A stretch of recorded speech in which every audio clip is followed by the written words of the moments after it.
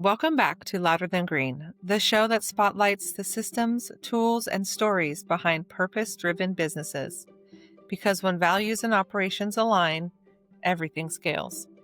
I'm your host, Amy Hostaby, founder of Green That Dream, where we help businesses go beyond going green by building regenerative systems that are more efficient, more profitable, and better for the world. Whether you're here to tune in, take notes, or rethink how your company shows up in the world, this is the place for smart conversations about what's working in sustainability and what still needs to evolve. Welcome, everyone, to Louder Than Green. I have Evan Dreyer here.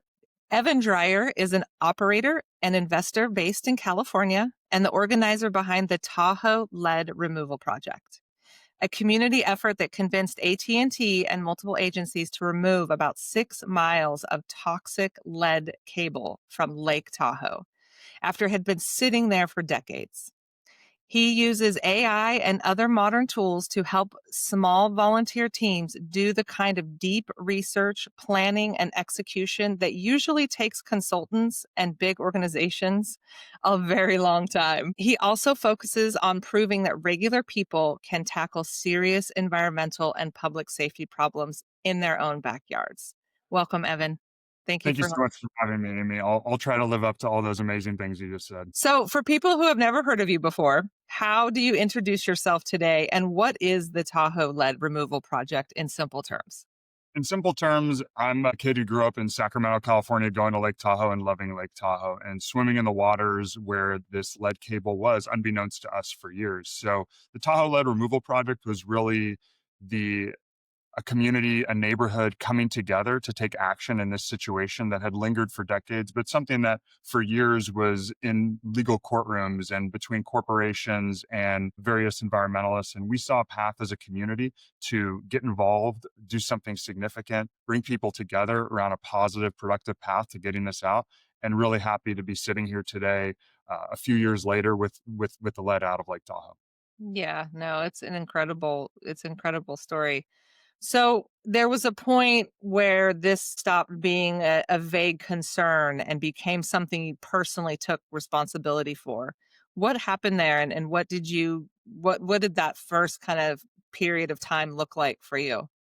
Yeah, so to give a little background in the run up to that, I first became aware of this situation in summer of 2020 when I met two divers that were inspecting this cable. Connected with them, they spent a lot of time in Tahoe. They have a ton of expertise in this field.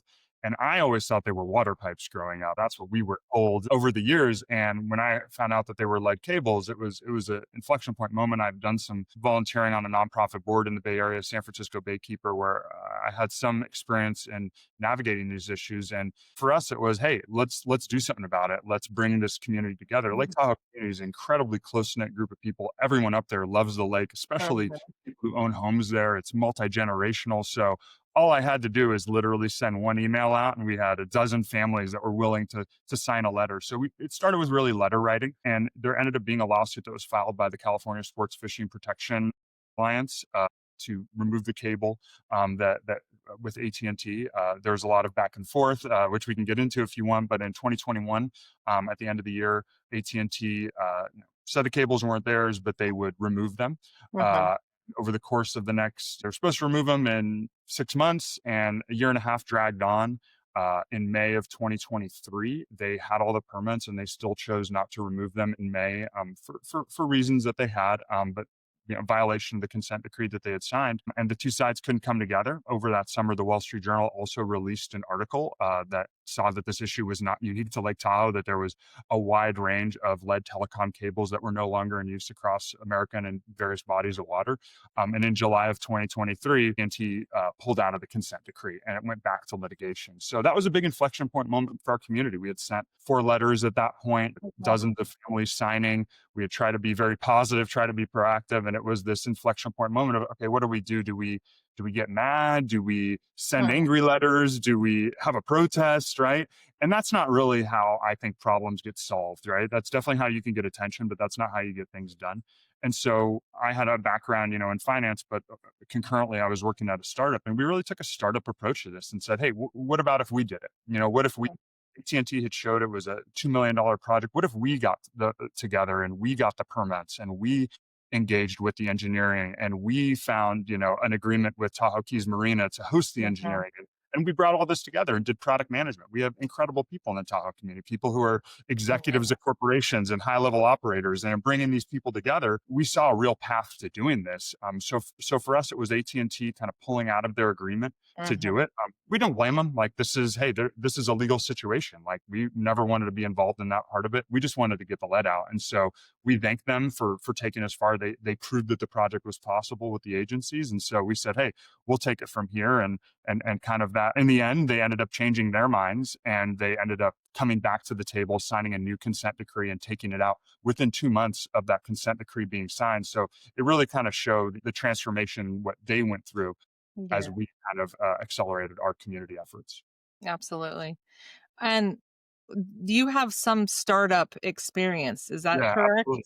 Yeah, So I've been, yeah, how very does fortunate. that how did that help with your efforts? I'm very fortunate to be an investor in over 50 startups dating back to 2018. Everything from, software companies and fintechs to ice cream shops and investment Mhm. managers. And so I've had the incredible good fortune of learning directly from entrepreneurs, from Yeah. founders, from people who take on these audacious goals. So I think first and foremost is just seeing people who endeavor to do things great do it fills you with a lot of confidence. And Yep. so you say, hey, actually, I've seen things way harder than this get done and been a part of that. So when it came to this, it was, hey, how do you think like a startup? You just get Mhm. started. Like, I think Mhm. I also had a long corporate background. I worked at Credit Suisse for 12 years, big global investment bank, gigantic bureaucracy, amazing company. Really enjoyed my time there. Worked with a ton of incredible leaders, but the corporate mindset and bureaucracy is very different than startups, and there's always reasons why not to do something.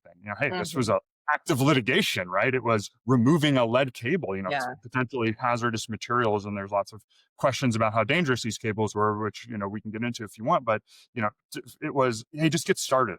Yeah. Reach out to the EPA, reach out to the construction agency until you get no's, because you may Right. be surprised how far you get. Because we didn't get a bunch of people telling us, no, you can't do this. We actually got the opposite of like, wow, that's really cool. The community's coming together. When we put the Yeah. petition out there, hey, for the first month, there was only a few dozen signatures, but pretty soon we had 400 or 500, right? And then the news was contacting us. And so it's in the name, but the startups just get started. You just try stuff. You have to be willing to fail and put yourself out there. And a Yeah. lot of times what we're finding, with companies is like, hey, when you're actually pushing it and you're doing it in a positive way, a productive way, Mhm. you're actually action oriented and like doing tangible things. Like it changes things. And I think the Yeah. government engagement's the number one part of that.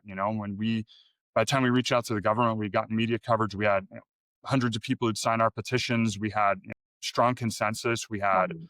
agreement from Tahoe Keys Marina. We had support from the engineering firms. Like, we had a actionable plan. When we reached out to them with a thoughtful approach to doing this, they were great partners. And I think that a Right. lot of people think of the government and they're like, oh, they won't talk to you. They won't get back to you. They got back to us within days or weeks. Across 7 agencies. Like, Yeah. that fueled our efforts. So it's Right. one of those, you get started and then people see what you're doing. They help. They're willing to offer connections, insights. They're willing to involve. One of our organizers, Kate, like, she was just a petition signer who's like, how can I help? And next thing you Mhm. know, she's reviewing presentations with me and fine tuning, the Right. wording. And like, there's so many different ways people can contribute to these efforts that really sometimes they just need a few people that are stepping forward and saying, hey, I'm interested, I'll take Mhm. whatever help I can get, but I'm going to keep going. I wasn't Yeah. going to give this up until the lead was out.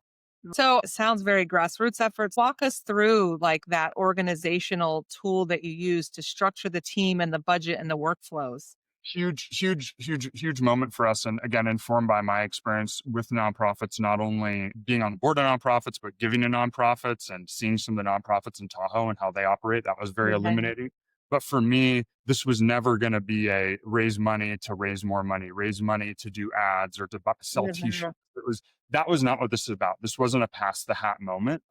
This was something that we planned to raise money. We knew we needed, between $2 to $3 million to execute this, and our financial plan was more conservative. Again, I have a finance background. I had the qualifications to run a project of this nature with Mhm. subcontractors, third parties, and so for us, I did not want. We made a very conscious decision of, until we get all the permits, we are not going to take a dime from people. because we do not want to create all these incentives of, okay, well, we're just going to actually raise a bunch of money and pay a consultant to write the permits. That's what AT&T did. AT&T didn't have all their own personnel on this. They used an obscure, small consulting agency out of Texas, right? Mhm. Like they farm the work out, as a lot of corporations do, which is realistic. Right? I have no problem with what AT&T did. At the end of the day, AT&T is one of the heroes of the story because they paid to remove it and they Mhm. made their commitment. So, but just in terms of operationally, like that's how things work. Like you raise money, you pay other people to do the thing, and we said, hey, we're doing the thing. We are rolling our sleeves up. We need to know every single part of this issue down to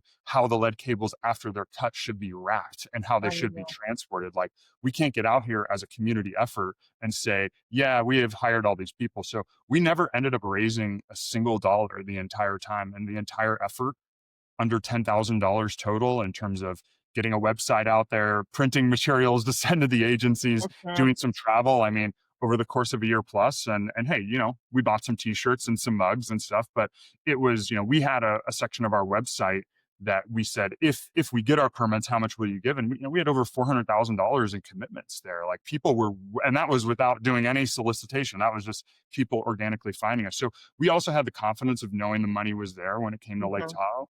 And then, we also had some discussions with some nonprofits that basically said, hey, as long as AT&T, has some support for you guys executing this, like we'll help you raise money. So we also, saw a route of partnership. And I think that was the first step is action. And I think a lot of times when it comes to grassroots efforts, community organizing, the first step is raise money. And I think that what Yeah. we kind of demonstrated is like, hey, if you have the work and you have the initiative and you show it's an actionable plan, it's easier to give money to that. But you may not actually need that. Like Yeah. if we would have raised we would have collected hundreds of thousands of dollars. What would we do? We end up having to give it back, or we would, throw a party or put Yeah. together or do God knows what. And so for me, it was always like, hey, this isn't about money. This is about Lake Tahoe. This isn't an opportunity to.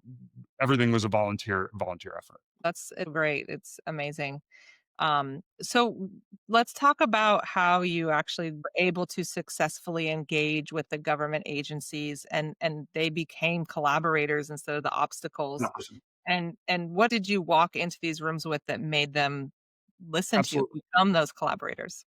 Yeah, well, I think it was what we walked in the room with, but also before. It wasn't starting with the government agencies. It was first verifying the public consensus. That was a Mhm. huge part of this so we can prove to them that this isn't 3 or 4 people that care about an issue, but it was hundreds. So we had a website, we had a petition, and the petition was to get the lead out, right? And supporting any agency that, again, we chose consciously not to engage AT&T throughout the Tahoe Lead Removal Project because they had lawsuits and there was litigation. They'd actually, subpoenaed the divers and other people. So they were being, quite aggressive legally with people. So we said, thank you. We're not asking you. We're going directly to the government agencies. That was our strategy. And so when we verified public consensus, hundreds of people signed our petition. We're speaking for the community then that people want this out, right? Mhm. And then two, we secured the third party partners, so Tahoe Keys Marina, to their credit, did an amazing job with us. We're very open and they had conditions and it wasn't, do Mhm. whatever you want, but they were willing to sign a letter of support for us that said, hey, we will reserve the space for them to host this project and we will support them in doing that. That was huge. We talked to one of the engineering firms. They confirmed that they were willing to work with us. We ended up getting, signing an NDA with them, going through that kind of procurement process with them. So when we showed up to the agencies, we weren't just showing up as a few passionate people. That was a given, but we were showing up with hundreds of people who'd signed our petition. We knew where we would do it. We know who would do it. And we had done the research, right? And I think that we didn't come up and shoot from the hip. We had a 50-page presentation that broke down every phase of what we were going to do and how we would do it. And also showing them some of the legal dynamics that AT&T said that the easements had expired, that AT&T said that the cables were decommissioned. They're no Yeah. longer in use, right? And digging into the actual permits themselves that AT&T had received and seeing various parts of that and bringing that in front of them and presenting it objectively. Again, this is a community effort that we had. So we had to be public facing and objective. And also, hey, like we had sent monthly updates out. Like there were people already in the community already knew about this. So when we walked into, when we sent our first email asking, requests for engagement. We weren't saying we are doing this. We were asking for permission, right? Like asking for Mhm. permits they'd given AT&T. Mhm.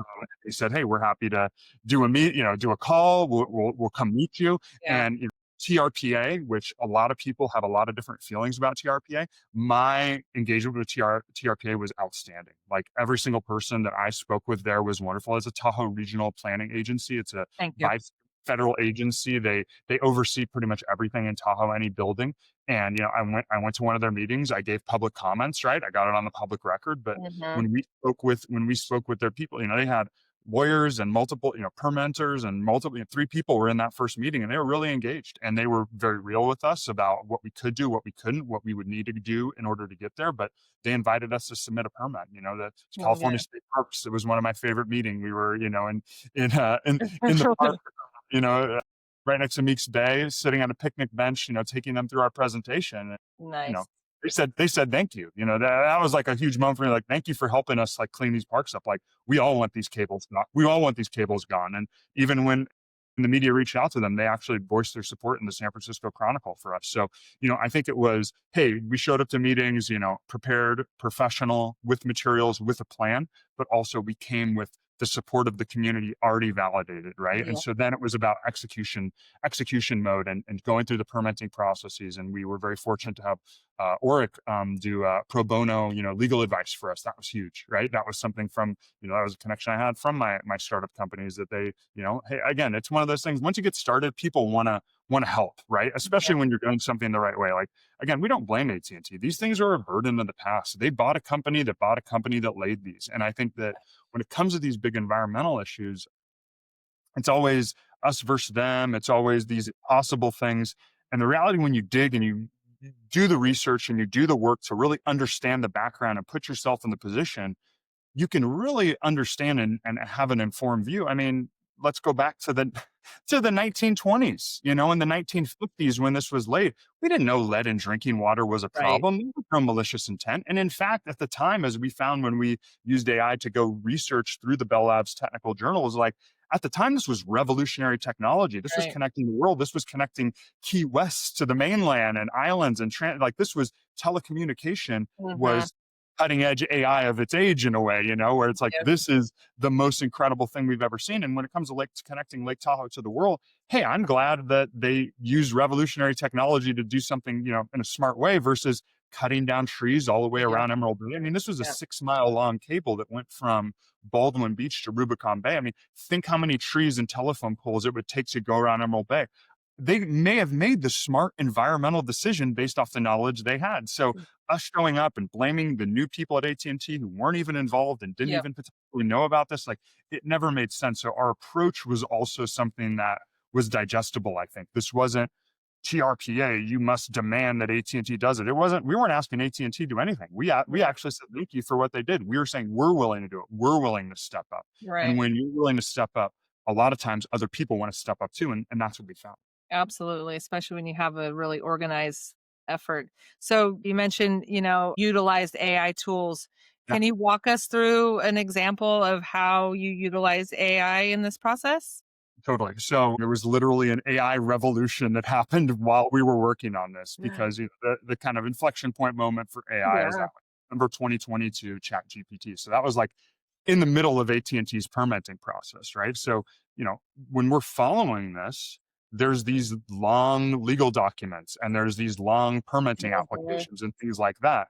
And AI is never a replacement for doing work, but it really can accelerate the insights and show you where you need to focus. So we were able to upload those PDFs and in 30 seconds see, is this all this convoluted? You can't use ChatGPT for legal advice, although I'm pretty sure people, are doing that as we currently speak, but it can at least be a guide. It's never a replacement, but it can help with understanding. So we were able to say, there's really, this is a nothing, this filing is a nothing burger, without me at 10 o'clock at night trying to read it and come to that own conclusion. Or, hey, the chat GPT response, there seems like there's more going in here. Let's go deeper. Right. And I think that that's how these tools, I ended up switching from chat GPT to Claude because I just found it way more conversational, way easier to use. Like I thought the model was a little bit better for pros at that age. Like, they have Mhm. different strengths, but like I really thought Claude was outstanding, and that's why we made the switch. And then as we kind of went into the project, then it became like, hey, we can use these tools even further to do research, right? To really understand, like, the Telecommunications Act of 1996, right? And like dig into that. Like I had a full-time job. I have a family. Like this was never something I could spend all my time on. And so these AI tools kind of they are that replacement for farming the work out to someone or staying Yeah. up late many nights, in order to read something. And hey, I didn't have the expertise on lead regulation, but hey, now I do, right? Now Yeah. your ability to come up the curve is so quickly. And so the really big part of this that was the unlock was when we started really trying to understand the history of these cables, because there wasn't a lot about it. There wasn't a lot out there when Googling, right? So Yeah. we had to do that kind of like primary research, like going back to my U Chicago days, like how do you go really figure out like fundamentally, objectively how to do this? And we found, the Bell Labs technical journals, which in the irony of all ironies, Claude Shannon himself, the information theory scientist, like from Bell Labs, like we were using Claude to look at like stuff from his era, which was really cool. But William Buckley, who was the former president of Bell Labs, he actually was the one who really developed this submarine cable technology. So we were able to take these old documents, put them into Claude, and learn. Because I don't know if you've ever read technical scientific writing about telecom Yes. from the 1930s, but it might as well be in another language. Like it is dense and it is hard to do. And like that Yeah. is, and again, like we want to be objective. And I think that's where these tools are great because they're not perfect, right? I think Mhm. everyone knows that they're probabilistic, models, but they really can help you be like, hey, this is what they said. Mhm. You in them, you don't ask it for answers. You have it guide you. Like, where in this document does it talk about submarine cable? So instead of Yeah. me control effing or going around and doing, like Right. it can strip that package. Okay, well now let's talk about research. Hey, here's the lead law. You can move multiple documents, and that's where I think Mhm. the tools Anthropic have developed is truly incredible because you can create these kind of projects where we could put 4 or 5 different Bell Labs technical journals in one and start asking questions and tell me about the history of this technology. How did it change from this paper to this paper to this paper? Did this paper talk about any environmental considerations? Did this Mhm. one? Why did they switch from Paragutta to lead, right? And again, it's not a shortcut. You end up probably spending, like half the time or a third of the time. It's not no time, but Yeah. it helps you what do you spend that time on? Mhm. I think that guidance is huge. And then, hey, when we're, everything from like writing emails to putting together our own permits, like to have an extra fact checker, to have an extra thing out there to push you back. And I think that, when you're on teams, it's great. In startups, people work late, but these tools, to be able to turn to Claude with any strategic question I have and have it push me back to have it kind of Sure. have at any point in time at night, a day, 24/7, never gets tired, never asks for more than a monthly subscription, like to have Yeah. this kind of strategic thought partner, like it allowed me to prepare Yeah. quick For to sure. digest information. These tools, really, they can accelerate your ability to come up the curve quickly, which, hey, you're stepping into telecom, environmental regulation, Mhm. history. Like that's a lot. I could spend a year just reading stuff, right? Oh, But we didn't have a year. We wanted to execute, we wanted to yeah. make this happen. So, Yeah. we're incredibly fortunate that these tools are so pervasive, so available. And so that's one of the huge things I want to get out there and talk to people about is like, hey, like it's never been easier to get started. It's never been easier to go from zero to coming up the curve to creating documents to understanding complex laws and regulation and Mhm. decomposing old historical first person sources. I mean, it's not just for making your college essays easier to write. Like you Yeah. can use this to do really cool things. And some of the public safety stuff I've done as well, like digging into laws, comparing it as a starting point, as a way to, again, come up Yeah. the curve quickly. If you're using it as a replacement, you're going to get yourself in trouble eventually, right? It's going to make Mhm. it.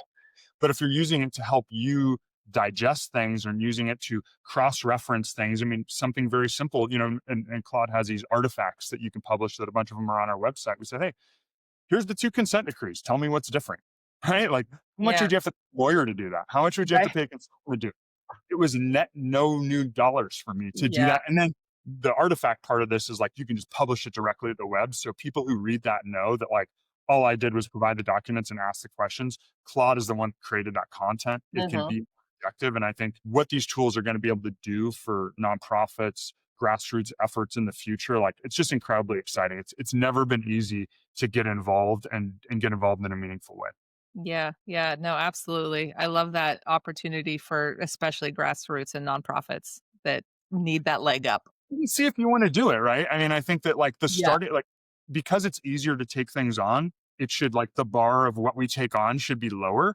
And hey, yeah, you may throw some documents and some laws and do a night or two of research, and be like, actually, like we can't do this, or yeah, this is a horrible idea for these 10 reasons right, versus spending months thinking about it, having meetings with people, reading things like yeah, that ability to come up the curve quickly. Like I can't understate like how much easier it is to poke holes in things because if an AI and AI chat, if you can if it shows you, hey, actually there's some yeah, angle you're like, that should just empower you to go to that government agency. Again, never absolutely. replace that's a huge part of it is like it's never going to do the work for you, but it Yeah, can give you, an intern or a part-time employee, yes, and that's always available and always ready to take on whatever you throw at it, right? right. When you're ready to work, right? I mean, we got in trouble. One of the constraints we had with AI was like we were asking it too many questions and we get rate limited. Yeah, We were too many documents, right? So I again, like it's if there's something out there that's bothering you in your community, something that doesn't seem like it can get done, like yeah, take some documents, take some emails, go to totally. Claude, go Yeah, to model of your choice, and like go have a conversation for an hour and a half, and yeah, try have a coffee or a beverage of your choice, and like really like yeah, use it as a thought partner to be like, what could this look like? Could we do it? And read it and think about it that way versus I think there's all these things that you always you'll be on a shower thought or on a mhm, walk, hike, and be like, man, why is that way? Why man, it yeah, shouldn't be that way, and like it's like it's never, what would you do from there? You'd probably go talk to people. Now, like, go talk to an AI exactly. and do some research and be like, hey, actually, like, this bike lane shouldn't be that way. Right, Like that's actually not what the California code is, or that's not what right, this county ordinance. Now I use it to, I live in the city of Orinda, looking at their budgets. I use AI tools and be like, wait, how much are we spending on yep, what? Like, yeah, and that is like it's so easier to get involved. Like the yeah, barrier to entry is so much lower that you used yeah. to have to have all this. So it's really an inspiring time to kind of get involved with stuff. Yeah, absolutely. Yeah, thank you for that. And so, talking about that, if someone who's listening has a serious problem in their community, what pieces from your playbook can they copy on day one so that they're not starting out with a petition and hoping, route? Yeah, I think that hey, I don't like that there was lead in Lake Tahoe, to make in case that's not abundantly clear. Yeah. But it was never about that. Like, it was never about, like, my personal feelings and how it made me feel to grow up swimming, and, we could have taken a very different approach with Mhm, AT&T, right? But mhm. we, take especially when your passion is gonna fuel you. Keep that in reserve. Don't burn all the, that, and then Yeah. step back and try to say objectively, like, what is the path to getting this done, right? Not what is the path to, what's the easiest thing to do, or how should things be, or how do I get the most people focused on this, but like the change I want to see, like what is the quickest way to do it? I knew from before the beginning that fighting AT&T was not Was. the way to do this, that Mhm. that being mad at our government agencies and the people that, these people love Lake Tahoe more than anyone. They literally give their working professional life to like being in the Forest Service, to being, Mhm. on the water boards. Like these people are making professional, personal sacrifices to make this place. Like they're on your, like you're aligned with them. And I think it's, be a lot of times it feels like you're going against someone or something or some entity, but the real reason is circumstance and inertia. You're not, it's that you don't have to fight to get something done. You Mhm. can try to find this path that brings people together and finds Mhm. a way, like, hey, it's a compromise. You're not going to get everything you probably Yeah. want. But what is the one, if you're focused on a singular aim? We were not proving that Lake Tahoe had lead pollution. We were not, making Mhm. sure that so and so paid for it. All we were focused on, the only thing, our rallying cry was get the lead out. If it was another organization that showed up, or the state of California, or AT&T coming back to the table, both thumbs up. As soon as AT&T announced it, even though we had gotten our first permit, we were publicly supportive. We were grateful. We still are. Like, like Mhm. questions about the removal that remain unanswered, but like we're very happy that they did this, right? And Yeah. so it's, how do you bring people together? A lot of times, as you put yourself in someone else's shoes, like someone who may feel like they're a part of the problem can actually be part of the solution. They may want it done as much as you. So, really the first step is like, try to take your passion, off the table when you're trying to figure out what can be done, because that's going to cloud your judgment. What can actually be done, right? Mhm, And then research that relentlessly and try to figure out, like, okay, have a plan of action, and mhm, then go out there with it. You got to put yourself out there, whether it's sending yeah, emails to friends, whether it's speaking at a city council or a public forum thing, whether it's mhm, contacting the media. But in doing so, if you may get more attention if you complain and make it a calling someone out. But I think you get more progress if you focus on what to be done, because that allows people who maybe didn't do things right in the past to come to the table, right? We made it easy for AT&T to change their mind and do it, right? They didn't do it because the community was unruly. And hey, they did it on their own volition. Convince is I don't know if we convinced them. Only their board knows that, but yeah, they certainly changed their actions, and they certainly went from dragging their feet and not getting this job done to then changing their mind and getting it done within 2 months. And really, yeah, the only thing that changed along the way was 800 plus community members organizing to take it out themselves. So yeah, people can come to their own deductions, but you know. And know that it's going to take time. I think, change, like if you would have told me back in 2020, I'd be like, hey, I'll work on this for decades if that's what it takes. Like, I'll never mhm, give this up. But like, hey, for this, we launched in beginning of 2024 and it was out the same year. Like, I never thought that would be yeah, what happened, especially after 6 months earlier, AT&T stepped away. Right. yeah, So like, to me, it's like, that's where I tell you, to get started, bring people together, do, mhm, use these AI tools. They're a huge advantage. Even if you've never used them before, or you think mhm, AI is big and scary, like, try them try, with it. Try to use them to do some good. And you might be surprised how helpful they are, because yeah, again, they're going to do what you say, right? They're going to yeah, look through what you look at. They can search the internet. They're better if you give them documents, for sure, than just search the internet and yeah, bring me, so I would say, really using them to find sources, right? Who's in charge of Lake Tahoe? Who approves environmental? That's a big objective fact that a chat GPT can mhm, question. Okay, mhm, well, then go on those websites and pull down some of mhm, the recent, memos, and, like, give it information that you can then ask questions for. And, there's also some, for people that are more sophisticated, there's ways you can do it where you can save the documents and not everything has to go to the chat GPT cloud. You can use, right, different things like Goose to do things like that. Like, there's being involved in this, like, the pace of change is incredible. But get started, bring people together. We use Typeform for doing our petition. Like, hey, you right, can, someone who has a passion, if I had to give them a stack, right? Like, pick a tool of your choice. I like yeah, Claude. That's my yeah, favorite one, at least for now. But go on Lovable, go on Versal, yeah, get there's a start a lot, website, right?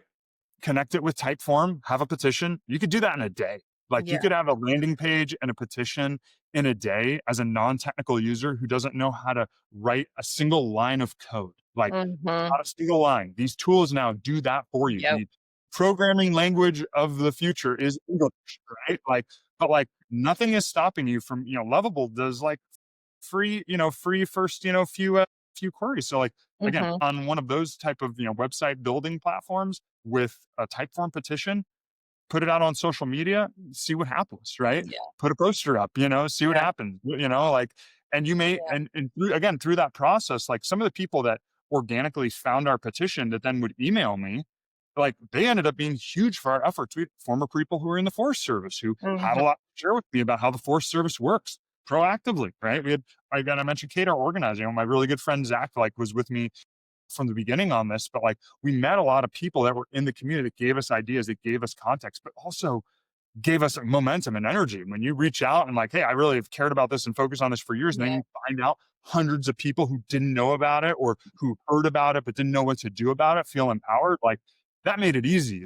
This never felt like work. This was already easy. But then when other people were, you know, so yeah, supportive, and doing monthly emails, and I'd have, yep, tons of people respond back like, hey, keep going, this is amazing, oh my gosh, I can't believe that happened, because, hey, there were a lot of different groups that were involved in this, that were trying to take credit for things when they were taking money from AT&T as a mhm, nonprofit was taking money from AT&T for 7 years while this lead was in the water, even for a year after. So like, there's always going to be some characters out there that their motivations are different. And that's where like the community can really lead. Like people can really lead that way.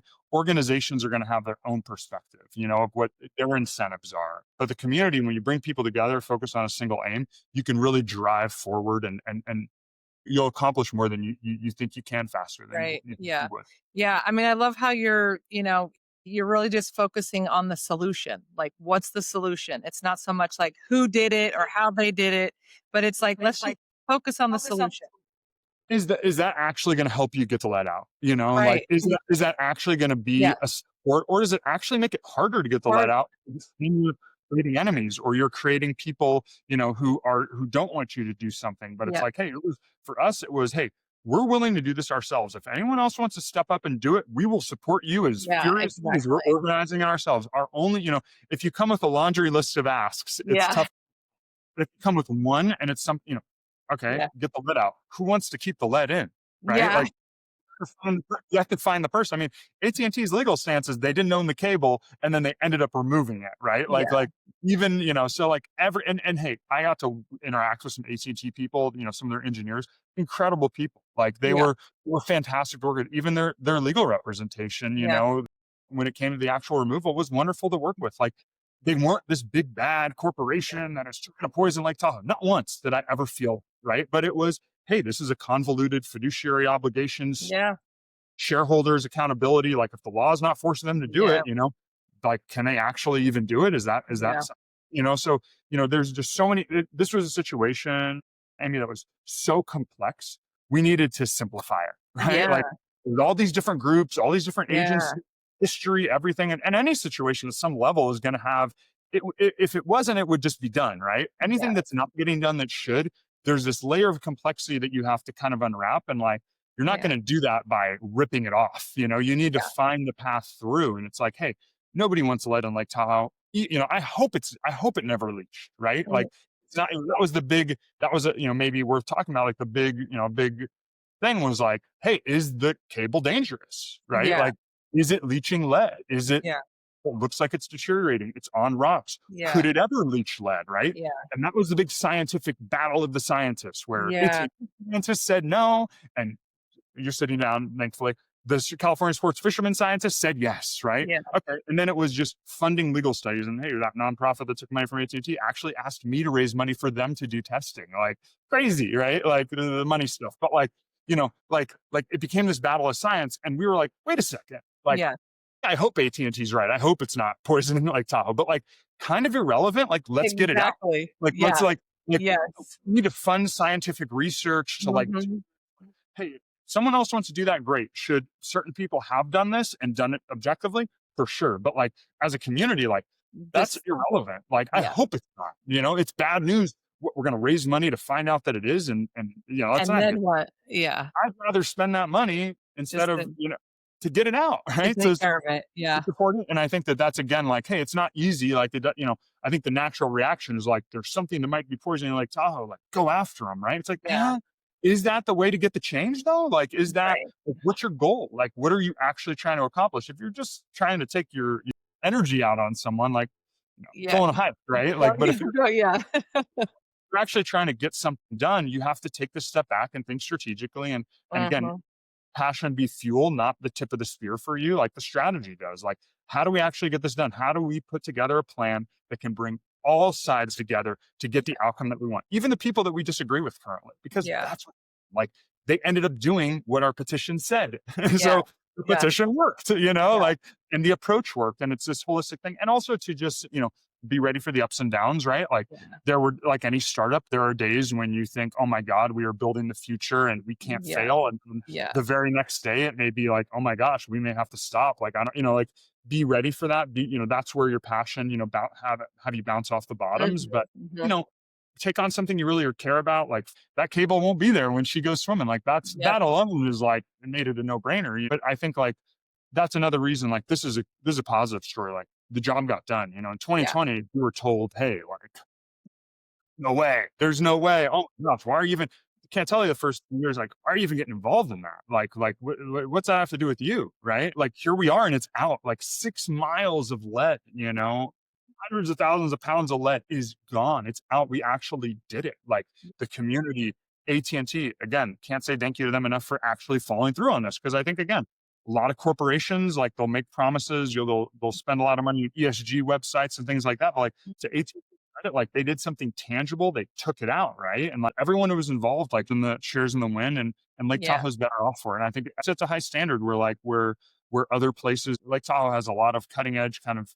approaches to environmentalism because it's a natural wonder, the crown jewel of this country in my mind, ecologically. And Yeah. hey, like hopefully it shows other people like, hey, if we can get 6 miles of lead out in Lake Tahoe, like you can definitely, there's other things that can be done if by staying through it, by getting involved, by being action oriented, by being objective, by bringing people together. Mhm. Look at it now. Like it got solved. Like which Yeah. is there's not always a lot of good environmental news, and this is great environmental news. And I Yeah. think it's even better because it hopefully shows people like, hey, you can get the permits, you can get the work, you can do this. So if there's Yes. something out there that you feel strongly about, like start asking questions, start sending some emails, start having some AI chats. Like, it's never been easier to get started. Yeah, absolutely. Such a great example of a beautiful success story. And so listeners can have something tangible. So if there's one small assignment that you would have somebody do for the next 30 days to prove to themselves that they could actually move something or get it done in their town, what would you ask them to do?